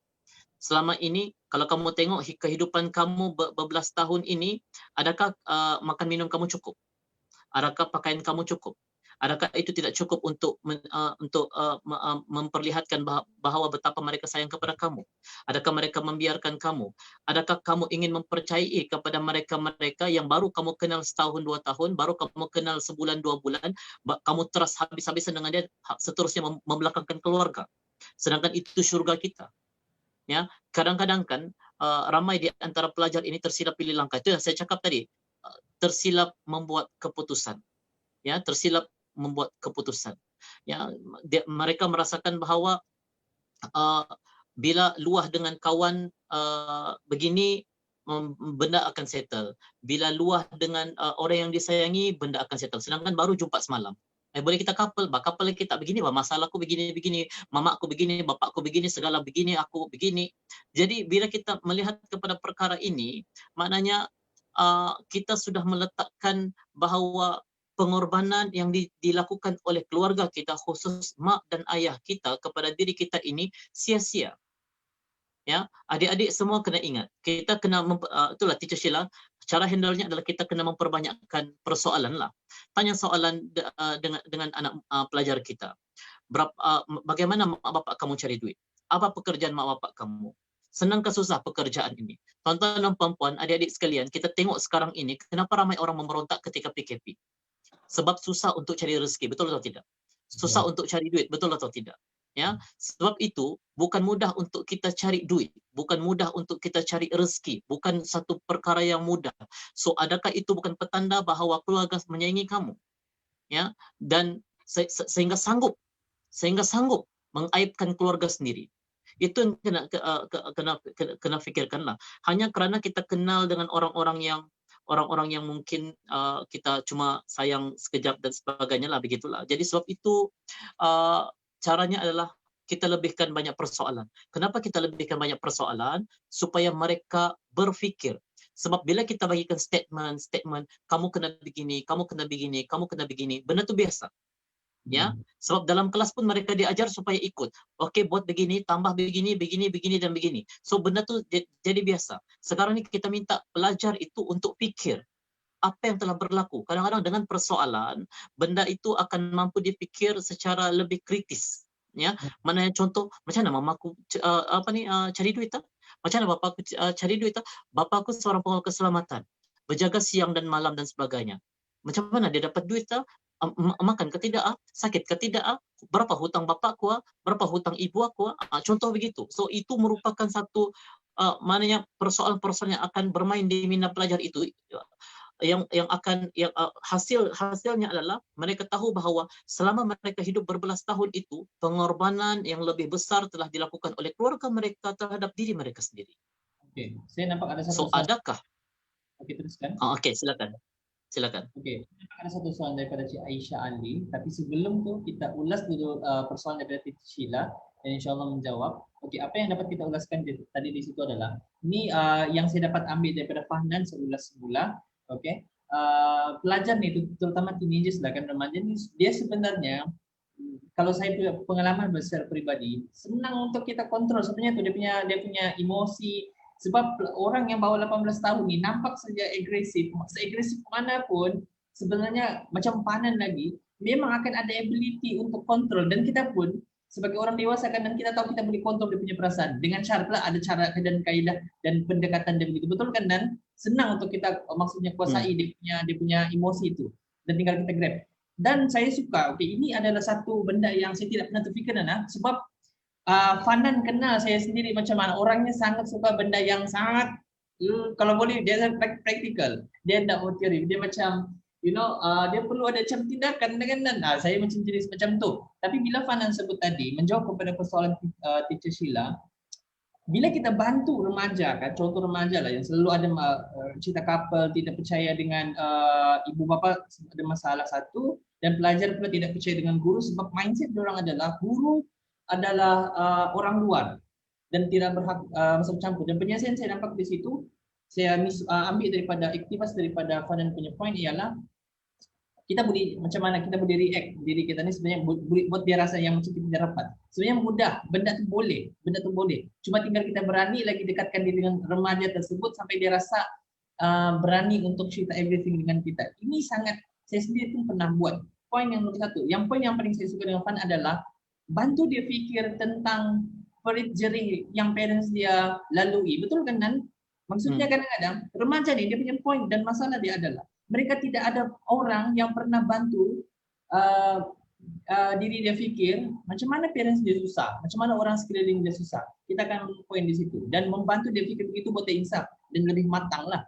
Bila dia tidak tahu tentang kesusahan orang yang menjaga dia ataupun katalah parents dia ataupun penjaga dia, dia akan jadi ada rasa macam yang semua orang di sekeliling dia adalah loser, dan juga winner di situ adalah dia punya GF ataupun dia punya BF sendiri. Punya persoalan kan? Okey, saya ambil soalan daripada Cik Aisyah sebelum kita respon soalan daripada Tuan Ziko Shah. Okey, Cik Aisyah cakap, maaf saya ada satu soalan seperti Encik Fahnan cakap, untuk kekal positif need to be surrounded with positive people. Tetapi macam mana pula kalau family mereka sendiri yang sentiasa berfikiran negatif? How? Baik. Macam saya cakap tadi, kita ini berada di dalam satu skrin yang besar di hadapan kita. So kita ada remote control. Ya, kita ada remote control. Bila sesuatu persepsi negatif itu berlaku di hadapan kita, macam mana kita mau buat? Adakah kita perlu kekal pada channel itu ataupun kita tukar channel yang lain? Tukar channel yang lain ni maksudnya adalah bukan kita lari daripada masalah. ya, bukan kita lari daripada masalah, tetapi kita berusaha untuk membantu diri kita supaya kita berubah. Sebenarnya kan Cal, kesedaran ini ada dua, ya, kesedaran keegoan, kesedaran ketuhanan, Oke, itu ya. saya suka. Keegoan tuh. Tolong ulas. Oke. Kesedaran keegoan ini adalah apabila semuanya aku begini, aku begini, aku begini, aku tidak boleh begini, so semuanya aku, so dia ego, dia mau semua orang ikut dia. Dia maknanya orang yang kesedaran keegoan ini adalah mereka-mereka yang mahu manusia nampak. Bila manusia tidak nampak, maka dia akan kecewa. Ya, dia buat kerja, tapi dia buat kerja, tetapi manusia tidak appreciate dia. So dia kecewa. Sebenarnya sekarang ini kamu buat kerja untuk manusia, kamu buat kerja untuk Tuhan. Sebenarnya. So bila kita lebih banyak pergi ke arah manusia, bila kita pergi ke arah manusia nih, so kita akan cepat kecewa, kita akan rasa stres, kita akan mewujudkan circle yang negatif pada ketika itu. Tetapi bila kita ada kesedaran ketuhanan, kita buat kerja dan sebagainya, kemudian manusia tidak memuji kita, tapi kita yakin Tuhan ada bagi sesuatu appreciate kepada diri kita. Tuhan tidak balas pada hari ini, tetapi kita yakin Tuhan akan balas pada masa akan datang. Kebaikan kita yang dilakukan pada hari ini akan dibalas pada akan datang. So bagaimana kita berhadapan dengan mereka, keluarga yang negatif? Sekarang ini kita tanya kepada diri kita sendiri, ya, apa yang menyebabkan keluarga itu memandang negatif kepada diri kita? Sebab saya pernah cakap tadi, emosi yang negatif akan menghasilkan minda yang negatif. Minda yang negatif akan menghasilkan tindakan yang negatif. Tindakan yang negatif akan menghasilkan surrounding yang negatif. So sekiranya kalau sebelum itu kan, kalau saya boleh highlight dan juga jadikan dia subjektif, dia kata tadi bagaimana kalau mereka sendiri, family dia sendiri yang sentiasa berfikiran negatif. Okey, kita boleh fikirkan andaian dari sini adalah macam mana pula kalau dia maybe dia try to be positive, tapi dia masalah dia sekarang surrounding dia, family dia yang negatif. Dia punya anggapan family dia yang negatif. Nampak tak tu? itu yang saya coba untuk menjawab tuh. Dia sekarang macam ni. Macam yang saya cakap awal-awal tadi. Maknanya emosi yang negatif akan menghasilkan minda yang negatif. Minda yang negatif akan menghasilkan tindakan yang negatif. So tindakan yang negatif akan menghasilkan surrounding yang negatif.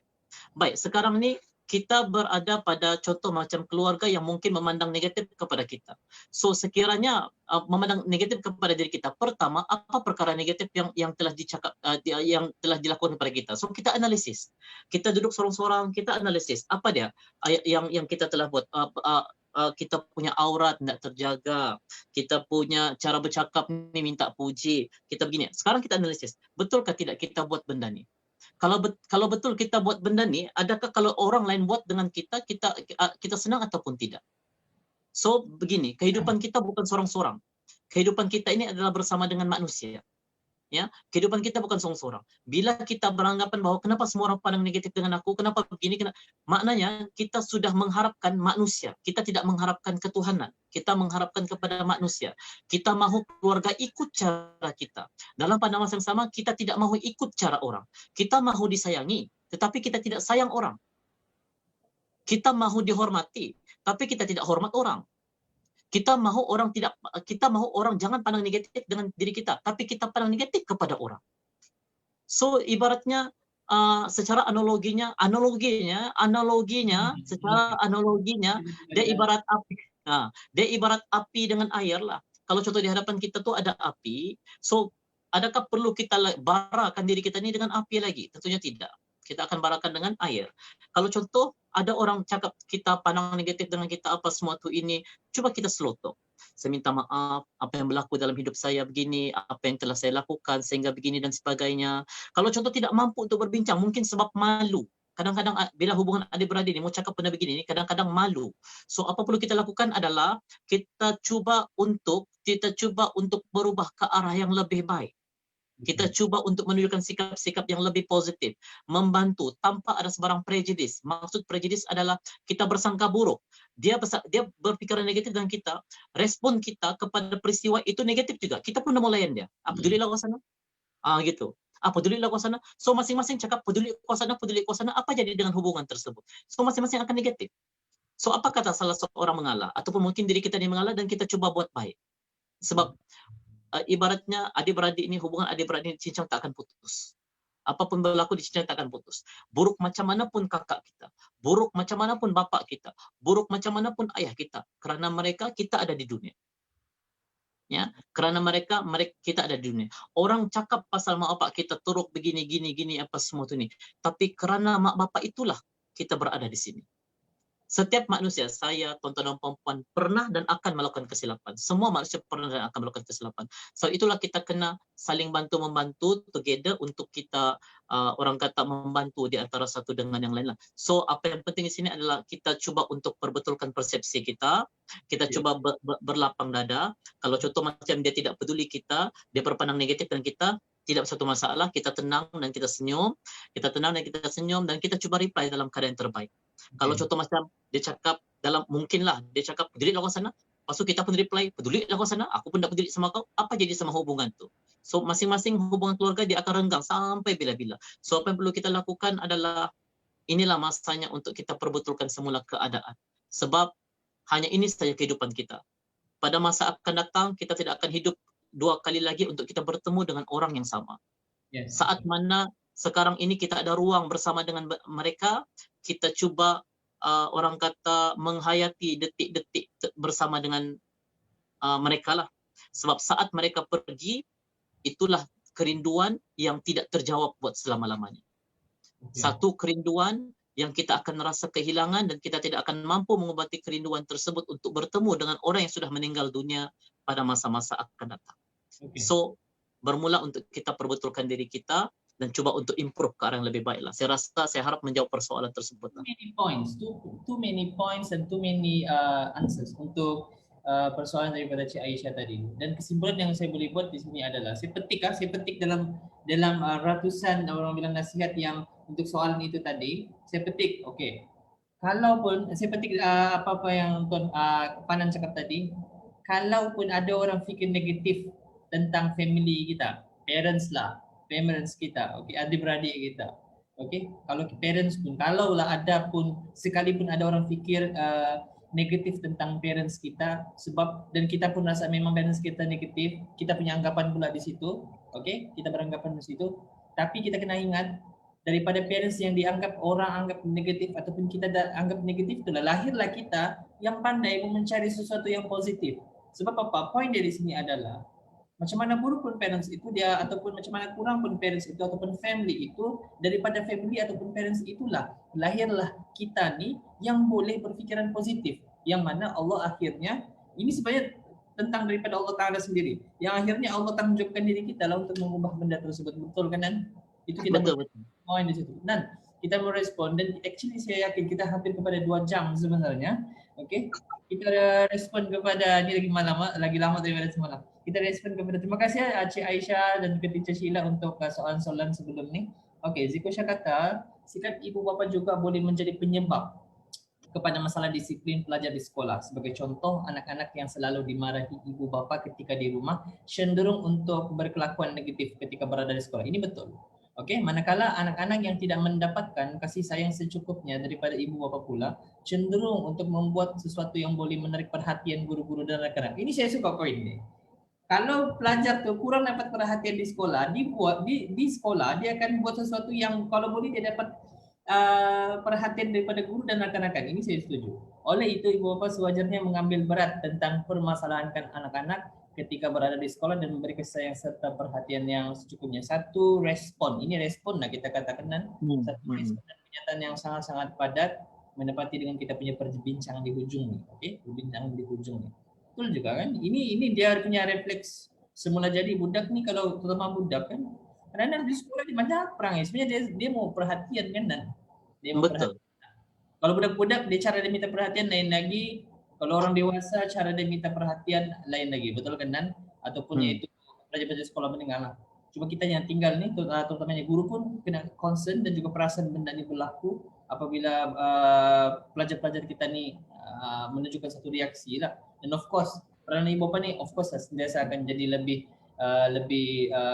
besar peranannya, fungsinya untuk menjadikan anak-anak tu sangat lagi membantu selain harap guru sahaja di sekolah. And of course itulah yang saya yakin juga Tuan Fahnan akan datang, saya maklum akan datang Fahnan berbesar hati untuk mewujudkan satu program khas untuk ibu bapa kepada pelajar-pelajar kan biasa buat program untuk pelajar saja. Tapi kali ini saya tahu pendekatan Fahnan dia jadi try untuk lebih intensif. Kali ini kita lebih dekat kepada parents pula, bagi pengisian kepada parents pula, parents kepada pelajar. Which is ni benda yang sangat jarang di approach oleh mana-mana counselor. Ada tetapi sangat sedikit kan? Okay, Betul. so sebelum kita menutup tirai, it's very clear dan sangat dekat kepada 2 jam. Dan kita waving dulu. Kita berterima kasih kepada semua yang menonton pada pagi ini. Okey. Terima kasih kepada yang mengajukan soalan, Teacher Sheila. Sangat setia Teacher Sheila. Thank you so much Teacher. Esok kalau ada soalan tanya lagi, okey. Cik Aisyah, terima kasih Cik Aisyah mudah-mudahan menjawab persoalan. Tuan Ziko Shah dan juga mungkin ada lagi lah respon-respon daripada sahabat kita sendiri Nurul Huda kan. Nurul Huda ada lepas dia punya komentar tadi yang living essential oil berfungsi sebagai terapi untuk meningkatkan mood baik dalam diri manusia. Ini kita yakin. Terima kasih Tuan Rizal, founder Murabi Center dan Tuan Fahnal, founder Alter Emotion atas perkongsian terapi anxiety di pagi sepertiga malam ini. Barakallahu fiikum. Okey. Ini ada lagi dia punya penutup di sini oleh Ustazah Nurul Huda. Mulakan dengan hargai diri sendiri, suka diri sendiri, ucapan perkataan baik pada diri sendiri, sayangi diri sendiri, hargai diri sendiri, banyakkan maafkan diri sendiri atas perbuatan yang telah dilakukan. Ini juga satu ilmu yang kita rasanya kita boleh praktikkan. Kita saling berkongsi. Selain kita berkongsi, kita juga dapat ilmu daripada rakan-rakan tonton dan perempuan yang menontonlah sempat singgah di live kita pada orang Brunei awal tutup. Tutupnya maksud orang Brunei kan, orang Brunei. Mama saya Brunei, okey. Simpanan siapa yang Brunei? Ayah kan, bapa aku Brunei. Okey, tapi awal tutupnya orang awal paginya ni nah, terlampau awal benar. Okey. So saya sebenarnya kurang saya boleh cakap Brunei tapi saya malu. Nanti salah dan Chal akan ketawakan. Nada. Tapi dia ada darah Brunei. Saya pun ada darah Brunei. Manan Brunei mix apa nan? Sino Kadazan. Sino Kadazan. Saya pula Brunei mix Jawa. Okey. Tapi 我可以讲会但是一点点啦。Oi, lupa bercakap Teacher Sheila ni pada cakap Cina ni. Tapi boleh lah dengan dia. Sendara, Teacher Sheila. Okey.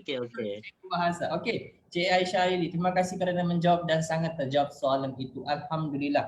Kami berdua di sini mendoakan yang terbaik untuk Cik Aisyah dan juga semua yang menonton pada malam ini. Kita yakin semua mendapat manfaat kan? Okey. Betul.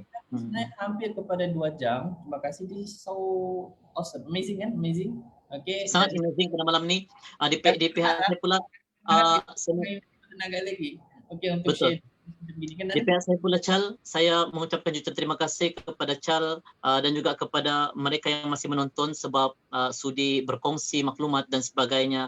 Apa yang kita cuba untuk bawa pada malam ini adalah sekadar untuk manfaat kepada mereka-mereka yang memerlukanlah sebenarnya. Di samping kita mengisi masa lapang kita ketika mana PKP pada ketika inilah gitu. Betul. Sebelah pagi kita bekerja. Macam saya sendiri sekarang, okey. Tahulah kan kalau kita mengajar di IPTA ni, kelas tetap berlangsung secara full time lah. Okey, 21 hours, 21 jam seminggu.